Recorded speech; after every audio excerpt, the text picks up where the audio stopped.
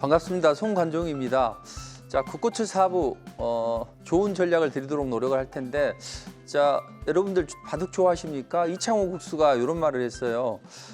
위험한 곳에 뛰어들기보다는 그 자기만의 길을 가는 게 진정한 용기다, 이제 이런 발언을 했었는데, 최근에 주식시장이 약간 변동성도 있습니다. 그래서 시장이 휘둘리고 또 약간 급등하고 이런 흐름이 나오지만 묵묵히 자신의 길을 걸어가다 보면 좋은 수익이 창출될 걸로 보여집니다.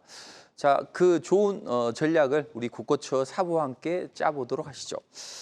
자, 그렇다면 먼저 미증시 흐름을 먼저 파악을 하고 또 우리 시장을 어떻게 대응해야 되는지 분석을 해보도록 하시죠. 자, 미증시 이번 주에는 강한 움직임이 나왔습니다. 근 20년 만에 9일 연속 상승하는 그런 S&P 500의 저력을 발휘해 줬는데 왜 치고 올라갔을까요? 일단 기업들의 실적이 좋습니다. MS, 메타, 넷플릭스, 어닝 서프라이즈를 기록했습니다. 일단 기업들의 실적은 긍정적으로 나왔죠. 그리고 그동안 최근에 우리를 괴롭혔던 관세에 대한 우려감도 완화됐습니다. 일단 중국이 협상 의지를 내비쳤어요. 미국이 대화를 희망했고 중국은 우리는 거기에 대해서 평가를 하고 있다, 이런 이제 이야기를 하면서 혹시 이제 미중 간의 협상이 빠르게 진행이 되지 않을까, 이런 이제 기대감이 시장에 반영이 된 거죠.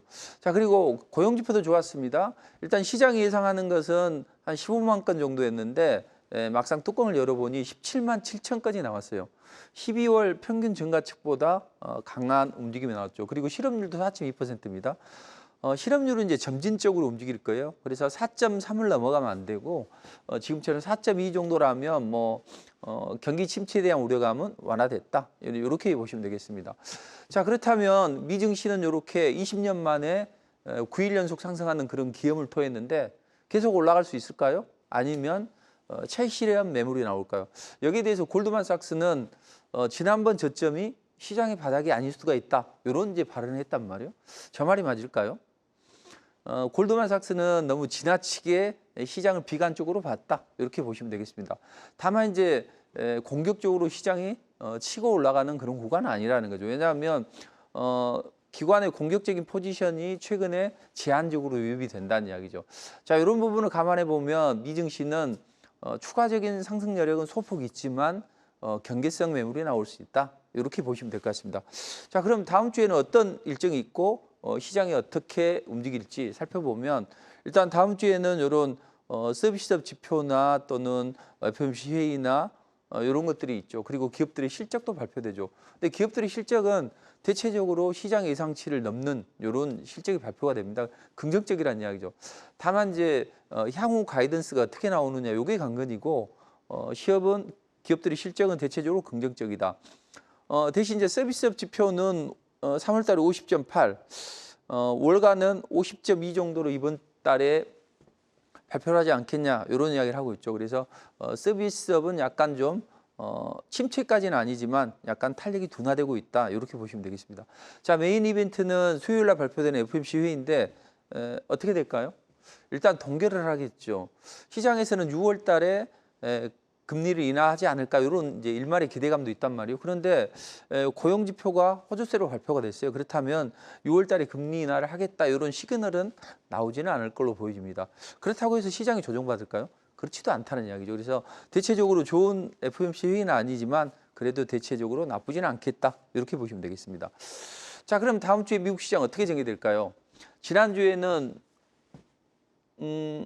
추가적으로 60일선 돌파 시도를 할 수 있다, 대신 눌림목을 한번 줄 것이다, 이렇게 말씀드렸는데 대체적으로 그렇게 움직였어요. 다만 이제 제 생각보다는 눌림목이 좀 제한적으로 나왔던 흐름이 있습니다. 조금 더 내려오지 않을까 했는데 바로 아래 꼬리를 만들고 잡아 올리는 이런 움직임이 나왔다는 이야기죠. 자, 그럼 다음 주에는 어떻게 전개될까요? 일단 장대 양봉을 만들었고 지난 월요일이나 화요일 아주 중요한 지표는 높고, 일단 서비스업 지표가 제한적이기 때문에 약간 하루 이틀 숨고르기가 나오겠죠. 그러다가 좀 긍정적인 이야기가 나온다면 120선 돌파 시도도 예상이 됩니다. 다만 여기서 계속 치고 올라갈 수는 없단 말이에요. 제 판단은 만약에 이제 월요일 날, 화요일 날 봐야죠. 만약에 여기에서 움직이고 60일선 빠지게 되면 약간 제한적으로 작용을 할 것이고 여기까지 치고 올라가면 상단은 제한된다. 그래서 재정비를 해야 된단 말이에요. 생각보다는 많이 움직였는데 요 20선하고 60선의 한 뼘 정도의 이 거리를 3분의 1 정도로 좁혀야 됩니다. 그래서 약간은 기간 조정 내지는 약간 눌림목이 나올 수 있다. 근데 이렇게 올려가지고 눌러주는 것 정도가 가장 좋은 시나리오죠. 그러니까 어차피 쉬어가야 된단 말이에요. 근데 올려서 쉬어간다면 충격파는 제한적이다. 그래서 골드만삭스가 이야기하는 것처럼 전의 저점을 깨는 이런 흐름은 나오지는 않을 걸로 보입니다. 다만 중장기적인 관점에서는 뭐 골드만삭스의 이야기가 맞을 수도 있겠죠. 아무튼 그건 흐름을 보면서 판단을 해드리도록 하겠습니다. 자, 그렇다면 다음 주에는 우리 시장 어떻게 전개될까요? 3월 5초 글로벌 시장 훈풍을 반영시켜서 우리 시장도 완만한 그런 상승이 나왔습니다. 경계감도 있어요. 그렇지만 미증시 흐름을 반영시키면서 움직임이 좋았죠. 뭐 실적도 좋고 또 관세 협상에 대해서 진정이 있겠다. 이런 이제 기대감이 반영이 된 거죠. 다만 이제 도드라진 그런 주도적인 업종은 없었다는 이야기죠. 자, 반도체 관련주 서로 시소 게임을 벌이고 있습니다. 이제 지난 금요일 날 같은 경우는 SK 하이닉스가 데이터 센터에 빅테크 기업들이 투자하겠다. 그렇다면 AI 훈풍이 여전히 불고 있다. 이런 생각이 들 거죠. 그래서 SK 하이닉스든 삼성전자든 움직임이 좋아지죠. 삼성전자가 잘 치고 올라가야 되는데 약간 삐걱거려요. 한 1, 2주 사이에 뭔가 좋아진다면 흐름이 개선이 될 텐데 한번 두고 보죠. 아무튼 SK 하이닉스나 동진 세미켄 이런 종목들의 움직임이 좋아질 것이다. 이렇게 보시고 바이오 관련주들은 여전히 시장에서 강한 움직임이 나오고 있죠. 일단 금리가 정점에 치달았다. 그렇다면 금리 인하에 대한 기대감이 있고 금리 인하에 대한 금리 인하 수혜주 바이오 관련주들이 좋죠. 임상이나 기술 수출을 통해서 글로벌 빅파마와 어떤 좋은 재료가 계속 나오고 있죠. 자, 그래서 바이오 관련주들은 또 치고 올라가는 그 움직임이 나오고 있죠. 대신 기존의 이제 기술 수출이나 이런 것 대비해서 올라가기보다는 이제 어떤 비만 치료제나 이런 섹터의 움직임이 더 강해질 것이다. 이렇게 보시면 될 것 같습니다. 자, 그리고 자동차 관련주들은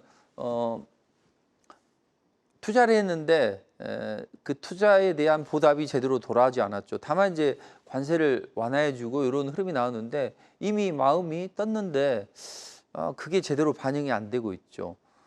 다만 이제 저가 매수는 유입이 될 수 있다. 이렇게 보시면 되겠습니다. 그리고 중국의 리오프닝 기대감 때문에 엔터나 화장품 이런 것들이 강점을 가졌습니다. 자, 그렇다면 대망의 5월이 시작이 됐는데 어떤 종목이 치고 올라갈까요? 5월 달은 시장을 압도할 수 있는 그런 테마주들이 속속들이 나올 걸로 보여집니다. 자, 그럼 이제 어떤 게 가장 강하게 치고 올라갈까요? 그동안 이제 인맥주들이 잘 움직였고 투자자들이 정말 힘들었을 것 같아요. 왜냐하면 지수는 조금씩 올라가요. 주도 업종이 없이. 그리고 어떤 주도주가 올라가면 다른 종목들은 뭐 1%, 0.5% 이렇게 치고 올라가서 십시일반 양세가 돼요. 근데 지수는 자꾸 올라간단 말이에요. 근데 투자자들 기대치는 높아지겠죠. 대신 테마주들이나 이런 것들 개별주들 보면 거래가 적은 종목들 정말 매매하기가 까다로운 그런 종목만 치고 올라가는 그런 움직임이 나온단 말이에요. 투자자들이 힘들었을 것이다. 그렇지만 5월 달에는 좀 더 좋은 움직임이 나올 걸로 기대되기 때문에 조금만 기다리시면 될 것 같습니다. 자, 그럼 이제 5월 달에는 어떤 종목이 치고 올라갈까요? 역시 이제 정책 테마주들이 잘 움직이겠죠. 과거에도 보면 대선 때 정책 테마주들이 강하게 움직였는데 그 중에서 보면 저출산 대책이 가장 셌단 말이에요. 그래서 이번 시즌에도 컴백을 할 것이다. 시즌 한정 상품인 줄 알았는데 때마다 나오는 인기 메뉴다. 이게 이렇게 생각하시면 될 것 같아요. 저출산. 자, 5월은 가정의 달이죠. 저출산 문제를 해결할 만한 그런 이벤트가 있을까요? 있겠죠. 자, 후보들은 이제 표심을 자극하기 위해서 뭐 어린이날 행사 때나 이때는 이제 온 가족이 다 있잖아요. 할아버지, 할머니, 아빠, 엄마 같이 이제 가족 행사에 나서겠죠. 이때 이제 좋은 시기라는 이야기죠. 그래서 이때 대국민 메시지를 내놓을 가능성이 높다. 그렇다면 다음 주에 어린이날, 어버이날 그리고 휴일도 많이 끼어 있죠.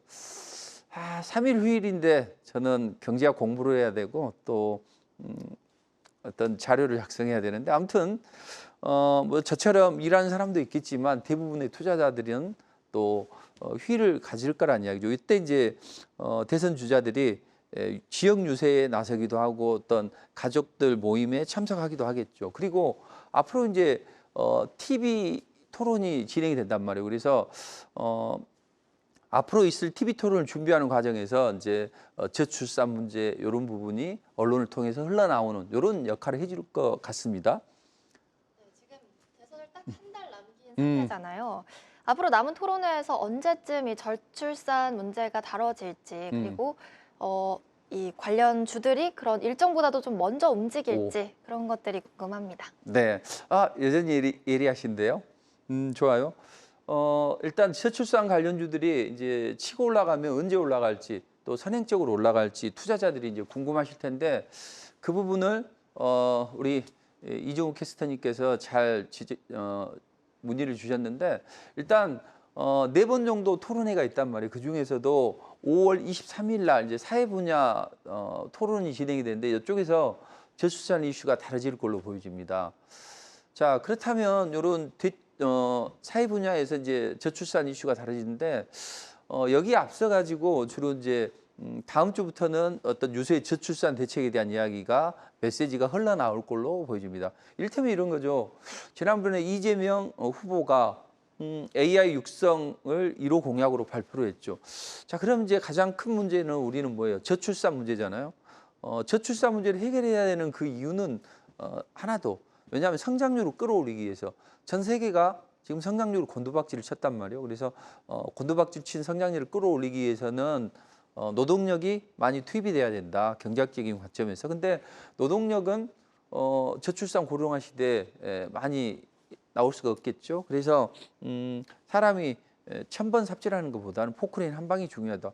그렇기 때문에 이 저출산 문제는 우리가 이제 우리나라가 이 출산율이 낮는 거 요것뿐만 아니라 성장률을 끌어올리기 위해서도 반드시 필요하다. 이렇게 보시면 되겠습니다. 자, 그렇다면 이재명 후보는 이제 지난번에 드림 패키지, 뭐 결혼, 출산, 양육 이런 것들을 패키지로 지원하는 것을 발표를 했단 말이에요. 이번에도 이 전국 순회 유세에서 이것을 이어갈 가능성이 높다. 이렇게 보시면 되겠습니다.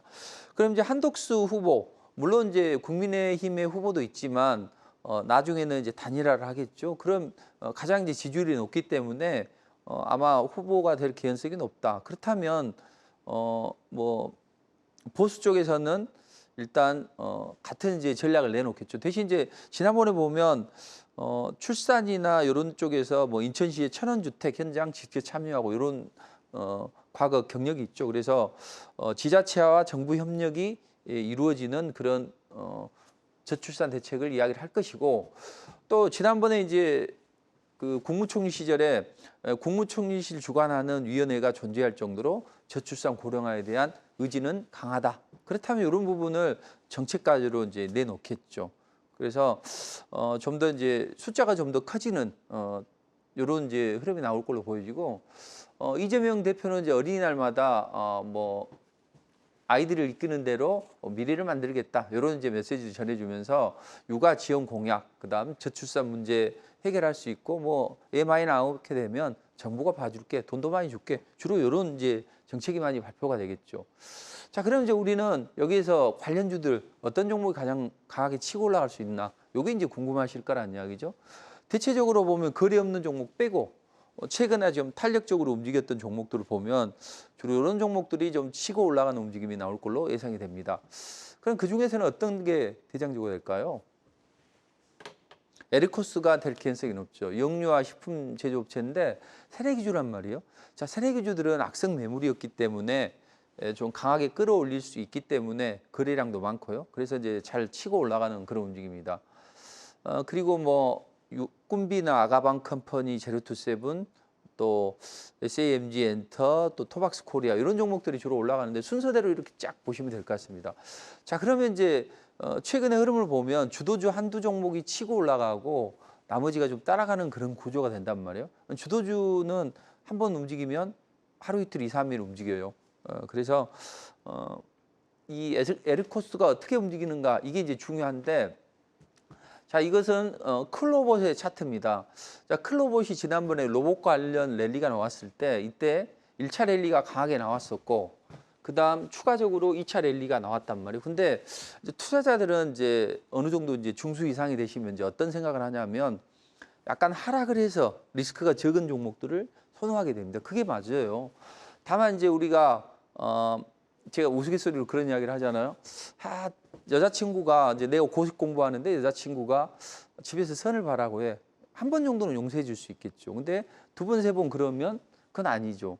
그래서 우리가 이제 단기 이평선들이 직결이 되면 어떻게든 치고 올라가는데 이 바닥에서 하는 게 좋아요. 다만 이제 전의 고점을 한번 돌파하고 나서 21선 위에서 이렇게 에너지를 응집하는 이런 자리라면 약간 리스크가 있어 보이긴 하지만 여기서 시세가 볼출하게 되면 또 다른 새로운 시세가 나타나게 된다. 저 자리는 상승하기 전의 자리죠. 항상 주도주는 화면에 4분의 3 지점에서 올라가는 거죠. 그래서 약간 떠 있어 보입니다. 근데 이게 이제 상승하면 요만큼 이제 하락을 하죠. 그래서 이런 움직임이 나올 수 있다. 이렇게 보시면 됩니다. 자, 그렇다면 제가 왜 이걸 보여줬냐면 에르코스가 올라가려면 이런 이제 움직임이 나와야 된다는 거죠. 자, 이게 에르코스 차트인데 일단 역사적인 신고가를 경신했습니다. 그래서 나올 수 있는 매물은 다 소화를 했다는 이야기죠. 자, 그게 소화가 되고 나서 거래가 팍 줄었어요. 근데 요 21선 추세는 어떻게 됐습니까? 나비 대롱이라고 이제 제가 표현하는데 저 나비가 이제 꿀을 빨 때 보면 이렇게 대롱이 이렇게 빳빳해 있죠. 자, 21선이 강철처럼 이렇게 버티고 있으니까 일단은 괜찮다는 거죠. 그리고 단기 이평선들을 수렴시키고 5일선이 돌아서면서 에너지가 응집돼 있어요. 여기서는 반드시라고 해도 좋을 만큼 치고 올라가야 된단 말이에요. 여기서 못 치고 올라가면 안 되는 거죠. 그래서 다음 주에는 저출산 관련주, 특히 에르코스가 좀 강한 어떤 시세 분출 한번 해주는 게 좋다. 이렇게 보시면 되겠습니다. 지금 차트 기술적 분석을 했을 때 이 상승 모멘텀이 한 두 가지 정도 보이는데 맞나요? 오, 잘 보셨어요? 어떤 것들이 네. 보입니까? 이 신고가를 돌파한 후에 5일선을 돌파하는 그 천파고 기법이랑 그리고 21선 위에서 5턴 파고가 나올 수 있는 자리인 것 같습니다. 오, 이제는 이 중순 줄 알았는데 이 곳으로 이름을 바꿔야 되겠어요? 오, 아주 정확히 보셨는데 제 이제 기법을 이제 잘 이제 같이 공부를 하다 보니 잘 아시는데 항상 새로운 시세 하늘을 뚫어야 새로운 하늘이 열린다. 그러니까 우리가 구름에 가려서 태양이 안 보이는데 막상 그 성층권 위로 올라서면 구름 위에 올라서면 태양은 빛나고 있죠. 그것처럼 어떤 정고점 매물을 소화하면 그 다음에 치고 올라가면 강하게 치고 올라가죠. 그런데 이제 그때 치고 올라갈 때 보면 5일선이 이렇게 돌아서고 주가가 5일선을 돌파하고 5일선을 찍어주고 그 다음에 이제 올라가거든요. 요게 이제 턴파고라고 하는데 요게 이제 나온다는 이야기죠. 그래서 여기서는 반드시 올라가야 된다. 근데 안 올라가면 어떠냐? 안 올라가면 우리가 잘못한 건 아니죠. 우리는 저들이 움직일 수 있는 상황은 어떤 이제 패턴을 분석해서 과거 시계열 데이터를 분석하고 그런 흐름인데 여기서는 어쨌든 탄력을 받아야 된다. 적어도 하루 이틀이라도 탄력을 받아야 된다. 그렇게 돼야만 이제 저출산 관련주들이 움직일 수 있고 만약에 그때 안 움직인다면 이제 또 한 1, 2주 정도 기간 소요를 했다가 TV 토론을 할 때 이때 이제 움직이는 그런 흐름이 나오겠죠. 자, 그렇다면 저출산 관련주는 다음 주부터는 좀 눈여겨 보시면 좋을 것 같습니다. 자, 그럼 최근에 이제 바이오 관련주들이 기술출을 하고 그런 종목들이 잘 올라갔는데 이전에 비만 치료 관련주들이 움직였어요. 근데 사실은 제가 비만 치료 관련주들을 좀 강하게 또 이야기를 해드렸어야 되는데 그렇지 못했단 말이죠. 좀 이야기를 좀 해드리긴 했습니다만 그렇게 이제 강하게 이야기를 못 해드렸는데 일단 일부 종목들이 잘 치고 올라가는 움직임이 나오고 있어요. 자, 비만 치료 관련주들 살 빠지는데 주가는 뛰고 있습니다. 왜 그랬을까요? 일단 포문은 펩트론이 열었어요. 저는 이제 펩트론을 리포트를 통해서 몇 번 제시해드려가지고 지금 500% 이상 상승하는 그런 흐름이 나왔는데 이 펩트론이 왜 올라갔을까요? 지난번에 일라일리 경구용 비만 치료제 여기 임상 3상 진행했다는 소식, 그 통과됐다는 소식 때문에 이제 펩트론에 치고 올라가는 움직임이 나왔죠. 펩트론 얼마만큼 요거에 체내에서 오래 머물게 하느냐. 요 이제 플랫폼을 이제 제공하는 그런 기업이죠. 그 다음 바통을 이어받아서 인벤티지 랩이 튀어 올라갔죠. 베링게 인겔하임하고 같이 공동 개발 중이고 또 그걸 큐라티스 공장 내에서 생산할 것이다. 이런 기대감 때문에 큐라티스도 치고 올라갔죠. 그리고 이제 국내에서는 12살 이상 청소년은 사용할 수 없는데 일단 그 청소년들도 투여가 가능하다. 이런 이제 모멘텀 몇 개가 장착이 되면서 비만 관련주들이 좀 튀어 올라가는 움직임이 나왔단 말이죠. 자, 그럼 비만 관련주들이 더 치고 올라갈 수 있는지 이걸 좀 이제 보기 위해서 그렇다면 지금 묵은지, 노보노디스크 그리고 또 푸성기, 일라일리 대결에서 누가 이길까요? 일단 노보노디스크의 이고비 그리고 일라일리의 마운자로 이제 양강구도로 간단 말이에요. 근데 압도적이에요. 그래서 압도적인 임상 데이터를 가지고 막강한 자본력으로 시장을 선점하고 있다. 그리고 최근에 주사 맞는 게 아니라 입으로 먹는 경구제를 개발하고 또 2중, 3중 작용제를 개발하는 이런 영리함을 보이고 있죠. 그래서 사실 국내 기업들이 이 글로벌 빅파마들의 아선을 깨기는 쉽지 않을 것이다. 다만 틈새 시장을 공략한다면 충분히 우리에게 기회를 주어질 걸로 보여집니다. 최근에 보면 펩트론이 체내에서 얼마나 약물이 오래 머물 수 있는 지속형 약물 전달 플랫폼 요거에 대해서 글로벌 빅파마들이 관심을 갖게 되고 또 이 올릭스도 마찬가지죠. 올릭스도 이제 표적 비만 치료제 연구에 러브콜을 이제 보내고 있죠. 글로벌 빅파마들이. 자, 이렇게 펩트론이나 올릭스처럼 이런 특별한 이제 플랫폼을 가지고 있거나 또는 뭔가 저들이 가지고 있지 않는 그런 좋은 부분을 가지고 있는 기업들이 치고 올라갈 수 있다. 이렇게 이제 보시면 될 것 같습니다. 그래서 우리는 저들이 빈틈을 공략해야죠. 그리고 편리하게 뭐 경구용 이런 것들을 공략을 해서 틈새 시장을 공략할 수 있다. 이렇게 보시면 되겠습니다. 특히 이제 한미약품 같은 경우에는 신개념의 비만 치료제를 글로벌 임상을 진행을 하고 있죠. 신개념이 뭘까요? 자, 일단 살이 빠지면 얼굴이 이렇게 볼이 쏙 들어가죠. 저도 이제 헬스를 하다가 이제 최근에 좀 시간이 많이 없어가지고 잘 못했는데 하게 되면 이 근육은 생기는데 볼이 이렇게 빠져요. 뱃살도 빠지고 한데 근데 한미약품은 어떤 살도 빠지는데 근육도 생기는 이런 십계개념의 비만 치료제라는 얘기죠. 지금 이제 그동안에 그 기업의 내용이 좋지 않았죠. 경영권 분쟁 때문에. 근데 이 부분이 마무리가 되고 이제 앞으로는 좀 더 좋은 움직임이 나올 걸로 보입니다. 그래서 펩트론이나 한미약품이나 이런 기업들이 이제 올라가는데 과연 이런 종목들이 이제 강하게 치고 올라가는지 아니면 테마주들이 잘 움직이는지 이걸 좀 살펴봐야 되겠죠. 일단은 이 글로벌 비만 치료제 시장은 기하급수적으로 늘어나고 있다고 보시면 돼요. 그래서 연평균 20% 이상 상승하는 그런 시장이 될 것이다. 특히 이제 북미 쪽에서 강한 성장이 나오겠죠. 왜냐하면 미국인들 보면 이제 비만이 될 수밖에 없는 그런 식생활을 하고 있기 때문에 그런 거죠. 자, 그래서 현재 주사형 GLP 유사체 제품이 시장의 85%를 차지하고 있는데 앞으로는 요 경구용 제제가 등장하면서 시장의 판도가 바뀔 걸로 보입니다. 그래서 주사제보다는 경구용 치료제가 시장의 게임 체인저가 될 수 있다. 이렇게 이제 보시면 될 것 같습니다. 이 비만 치료제의 체중 감량 약물로 주로 GLP-1 유사체가 이 주류를 이룬다고 말씀도 해주셨고 또 저도 그렇게 알고 있는데 이게 몸 안에서 어떤 기전으로 작용하는지 좀 설명을 해주시면 더 이해가 잘 될 것 같아요. 그렇죠. 아무래도 이제 투자자분들이 약간 전문적인 용어가 나오거나 하면 좀 어려운데 GLP라는 게 글루커간 라이크 펩타이드. 그래서 요 이제 앞에 이니셜만 따가지고 GLP-1 이렇게 이제 했는데 이게 우리 몸 안에서 어떤 작용을 하게 되냐면 일단 우리가 음식을 먹습니다. 그러면 췌장이나 장에서 이게 이제 분비가 돼요. GLP-1이. 그렇게 되면 혈당도 조절하고 또 많이 먹었으니까 그만 먹어. 이렇게 해서 식욕을 억제하는 그런 역할을 해줍니다. 근데 이 물질이 금방 사라져 버려요. 그래서 몸 안에 오래 머무는 게 아니라 여기 금방 사라지기 때문에 그럼 이게 몸 안에 오래 머물게 되면 혈당 조절력도 좋아지고 식욕도 많이 억제되면서 먹지 않게 되지 않냐. 그래서 이제 이 비만이 치료가 되는 거죠. 과학자들이나 이런 사람들은 이 GLP-1을 어떻게 하면 몸속에서 오래 머물게 할 수 있을까? 요 연구를 하게 되고 요게 이제 펩트론이 이런 기술을 가지고 있죠. 그래서 러브콜을 받으면서 강하게 치고 올라가는 그런 모습이 나온 거죠.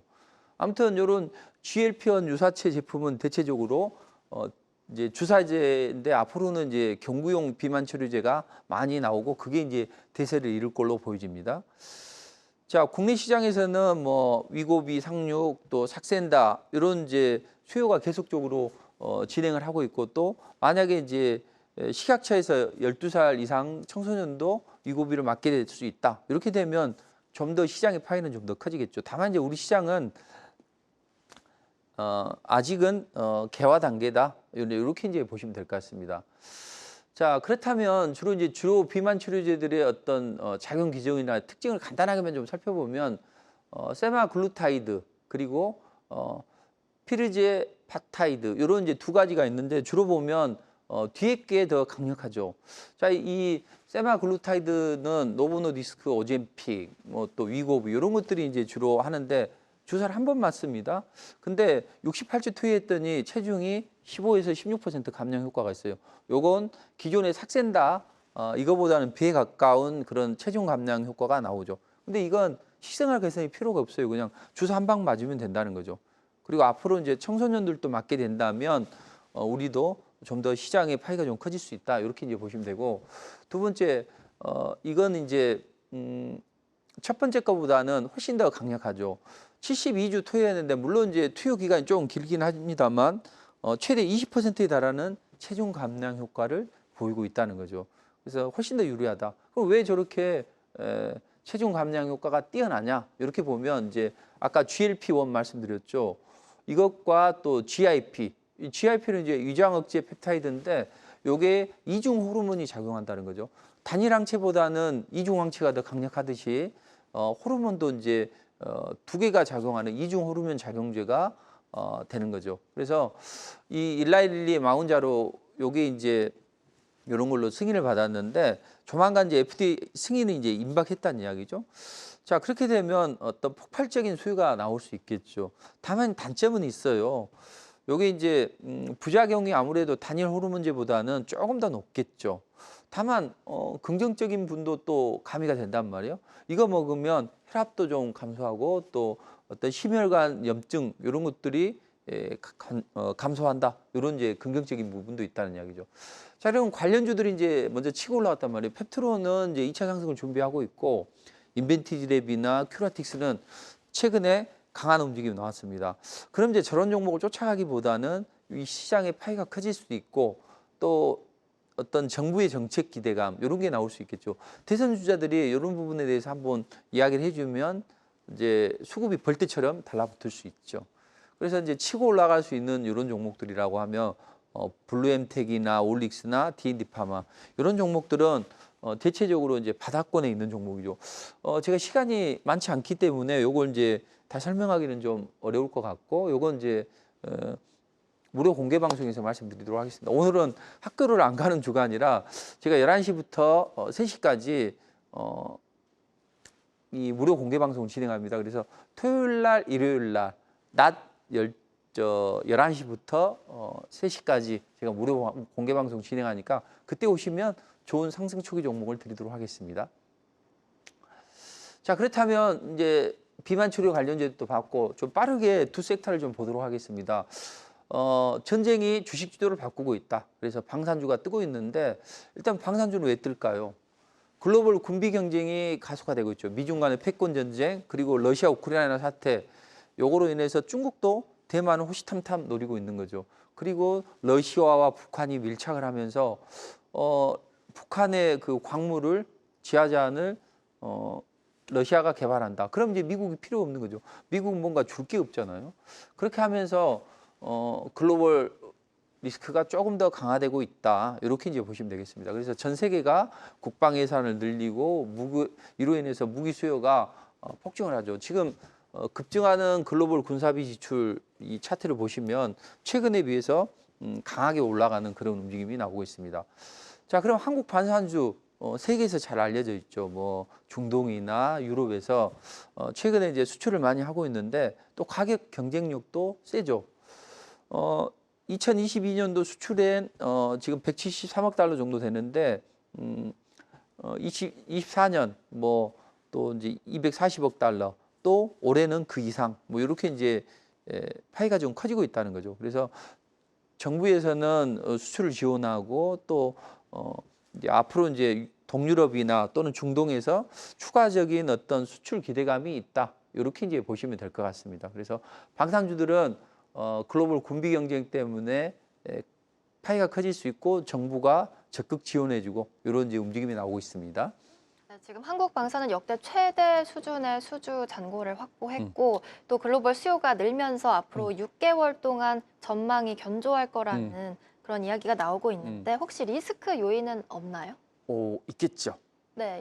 질문 잘 주셨는데 제가 이제 전체적으로 분석을 하면서 그 상승 요인과 리스크 요인을 좀 이렇게 좀 분석을 해놨어요. 일단 상승 요인은 신규 기술 수출이 가능하다. 그래서 사우디나 폴란드 추가적인 이제 수출이 가능하고 우리는 이제 마진이 좋단 말이죠. 그리고 앞으로는 이제 글로벌 지정학적 리스크가 계속 진행이 될 수 있기 때문에 이쪽 부분은 이제 추가적인 상승 요인이 있죠. 많이 올랐지만 추가적인 상승 요인이 있다. 이렇게 이제 보시면 될 것 같습니다.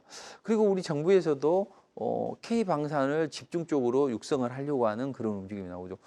제가 그 군에 있을 때 2군단 전차대도 있었는데 저는 이제 강원도 지역이기 때문에 그 예전에 구닥다리 전차를 탔단 말이죠. 근데 이 경기도 지역에는 보면 전차들 뭐 K2 전차나 이런 것들 보면 정말 뛰어납니다. 기동력도 좋고. 그래서 우리 K 방산 생각보다는 우리가 생각했던 것보다 엄청 강하다. 이렇게 보시면 됩니다. 다만 이제 그동안 이제 많이 올랐기 때문에 그 리스크가 있다는 이야기죠. 그리고 일부 계약은 지연이 좀 되고 있죠. 그리고 만약에 정권이 바뀌게 되면 지금처럼 방산 모멘텀이 계속 가져갈 수 있겠냐 이런 이제 부담감이 있습니다. 그럼에도 불구하고 앞으로 이제 정부의 육성 정책 또는 이제 앞으로 이제 계약들도 많이 있고 그리고 이제 계속 그 글로벌 정세가 그렇게 좋아지지는 않는다는 거죠. 신냉전 시대가 계속 진행이 되기 때문에 방산주들의 움직임이 좋아진다. 다만 이제 환율의 변동이나 공급망이 불안하고 그다음에 이제 새로운 전차나 이런 것들을 만들기 위해서 R&D 비용이나 많이 들고 또 캐펙스도 증가하고 이렇게 하면서 단기적으로 많이 올랐고 수익성의 압박을 받을 수 있고 여러 가지 리스크 요인은 있지만 그럼에도 불구하고 성장 섹터이기 때문에 치고 올라가는 움직임이 나온다. 이렇게 보시면 됩니다. 하나 그룹주가 이제 주로 잘 치고 올라갈 수 있고 나머지 좀 사이즈가 적은 종목들도 잘 움직이는 이런 이제 움직임이 나올 걸로 보여집니다. 그래서 전략은 이렇게 보시면 돼요.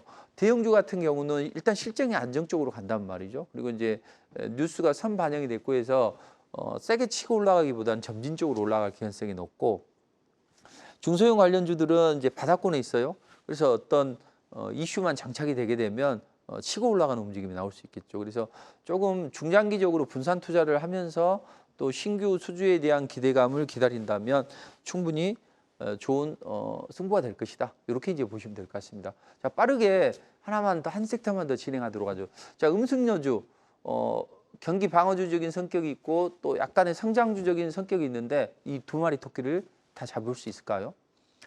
최근에 인플레이션이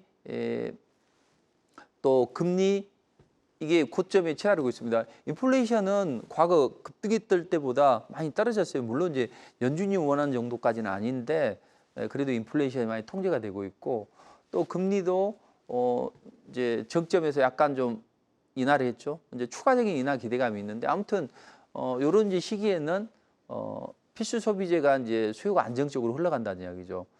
그래서 경기 방어주적인 성격의 음식료 관련주들은 우리가 지금 시대에는 좀 관찰해 볼 필요가 있다. 이렇게 보시면 되겠습니다. 네, 대표님. 근데 음식료 업종은 인플레이션과 또 경기 불확실성 속에서 상승하는 그런 경기 방어주적인 성격을 가지고 있는데 인플레이션이 좀 안정되고 또 고용 지표도 좀 견조하게 나왔잖아요. 그런데도 상승 가능할까요?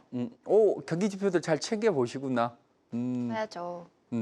그렇죠. 우리 잘 말씀해 주셨는데 최근에 그 PC를 통해서 인플레이션 데이터가 약간 주저앉았죠. 그리고 이제 고용 지표가 긍정적으로 나왔단 말이에요. 그럼 경기 침체로는 치닫지 않을 것이다. 그렇다면 연준이 굳이 금리를 빨리 내릴 필요가 있겠냐?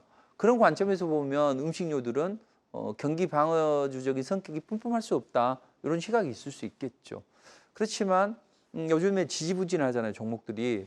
그래서 요럴 때 이제 배당 성향도 비교적 높고 또 이 실적 변동성도 낮단 말이에요. 그래서 기관 투자자들이 삼성전자, SK하이닉스 또는 현대차, 뭐 에코프로, BM 이런 거 하기보다는 좋아, 좀 안정적으로 올라가네. 그래서 포트폴리오를 이제 방어적으로 재편하는 그런 흐름이 나옵니다. 그렇다면 기관의 저런 포트폴리오 재편 흐름 따라서 로테이션이 일어나는데 앞으로는 요 음식료 관련주들이 좀 치고 올라갈 수 있는 이런 움직임이 나올 것이다.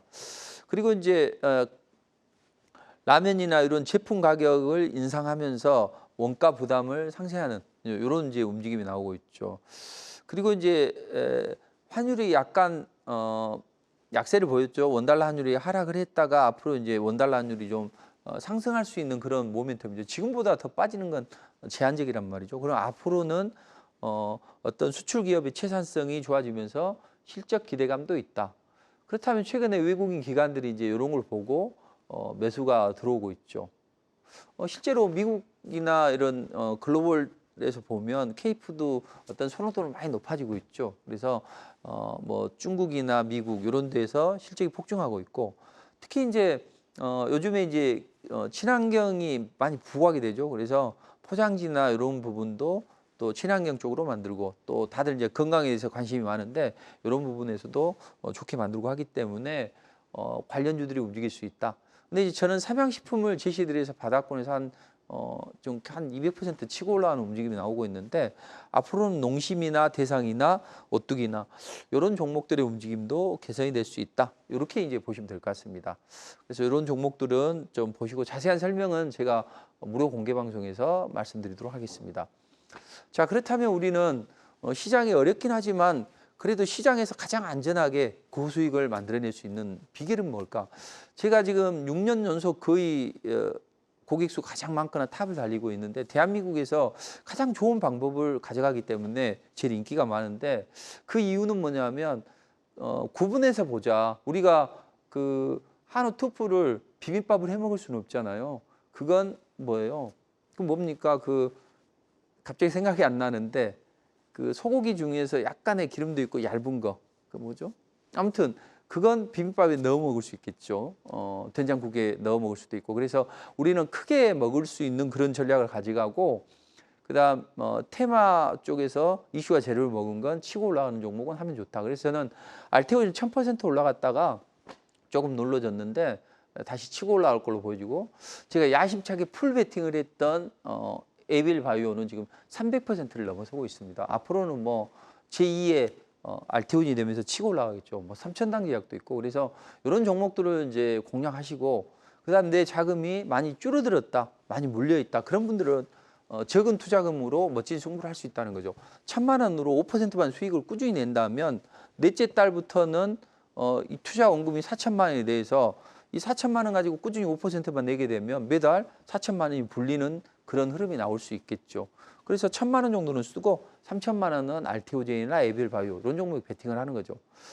자, 그렇다면 어떤 걸로 하느냐? 이제 이게 제가 리포트를 쓰는 건데 여기는 이슈와 재료를 먹는 매일매일 그걸 하죠. 근데 사실 이제 거의 뭐 치고 올라가요. 그리고 VI가 안 걸린 날이 이상한 날인데 요즘에는 간혹 VI가 안 걸린 날도 있더라고요, 보니까. 그래서 최근에 이제 거래가 많은 종목들이 좀 덜 치고 올라가는 경향이 있어서 그런데 그럼에도 불구하고 이번 주에 이제 형지 INC를 해드려 가지고 한 40~50% 치고 올라가는 움직임이 나왔죠. 항상 이런 이제 뭔가 어떤 정치 테마 이렇게 하는 게 아니라 회사가 좋은데 그런 재료도 있다. 그럼 이제 이런 종목 공략하면 좋겠죠.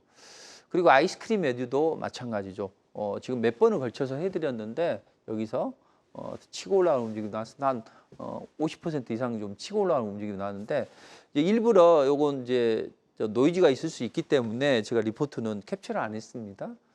그리고 이제 우리 이종우 캐스터님과도 이제 같이 기법 강의를 배우는데 이 불기둥이 발생하면 하루 쉬었다 다음 날 매수하면 급등이 나온단 말이에요. 근데 이것도 한 15% 가까이 치고 올라가는 움직임이 나왔죠.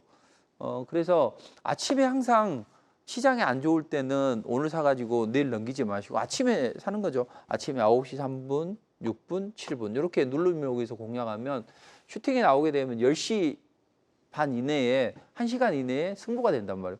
돈 1,000만 원 투자해서 여기 한 돈 100만 원 아니면 150만 원 이렇게 벌면 기분도 좋겠죠. 그래서 이제 이런 패턴이 IA 코리아도 해드렸고 항상 아침에 눌림목에서 공략을 하고 슈팅이 나오면 팔아주는 이런 거 하면 10% 이런 건 뭐 그렇게 어렵지 않다는 이야기죠. 그리고 이제 오리엔트 전공 요것도 이제 해드렸고 그래서 요건 이제 뭐 한 300% 바닥에서는 치고 올라오는 움직임이 나왔는데 그런 것들 그리고 새내기주들이 좋아요. 그래서 더즌 같은 경우에는 이 관련주로 이제 이번에 정책 테마로 이제 치고 올라가는 그런 움직임이 나왔죠. 그리고 이제 조각 투자 관련해서도 그래서 항상 상승 초기에 있는 전고점을 넘어서는 이런 종목들이 눌림목을 주고 치고 올라가면 강하게 치고 올라간다. 그래서 이건 제시해드린 것 대비해서 60% 이상 치고 올라가는 움직임이 나왔는데 이런 종목들도 하면 좋고 그다음에 이제 바닥권에서 할 때는 항상 어떻게 하시면 좋냐면 5일선 턴파고가 나온 종목 또 11선 턴파고가 나온 종목 이런 종목들은 올라가게 되면 요 장기 평선까지는 치고 올라간단 말이에요. 그래서 최근에 이제 한미 반도체 이런 종목들도 해드렸고 또 펩트론 같은 경우에는 제가 지속적으로 해드려서 한 500% 이상 상승을 했고 또 얼마 전에도 한번 해드렸는데 마지막 급등하는 날 전에는 이제 제가 못 해드렸는데 아무튼 이런 종목은 앞으로 이제 2차 랠리를 준비하고 있습니다. 그래서 펩트론은 하늘 높은지 모르고 치고 올라가는 움직임이 나온다. 이렇게 보시면 되고 뭐 최근에 뭐 단기로 한100% 이상 치고 올라가는 이런 종목도 제시해드렸는데 자 그래서 시장은 어려운 건 있습니다. 근데 사실 100% 완벽하게 시장에 대응할 수는 없겠지만 대체적으로 보면 크게 먹고 매일 먹는다 이런 전략을 가지고 대응하신다면 우리 투자자분들이 멋진 승부를 할 수 있다 이렇게 이제 보시면 될 것 같습니다.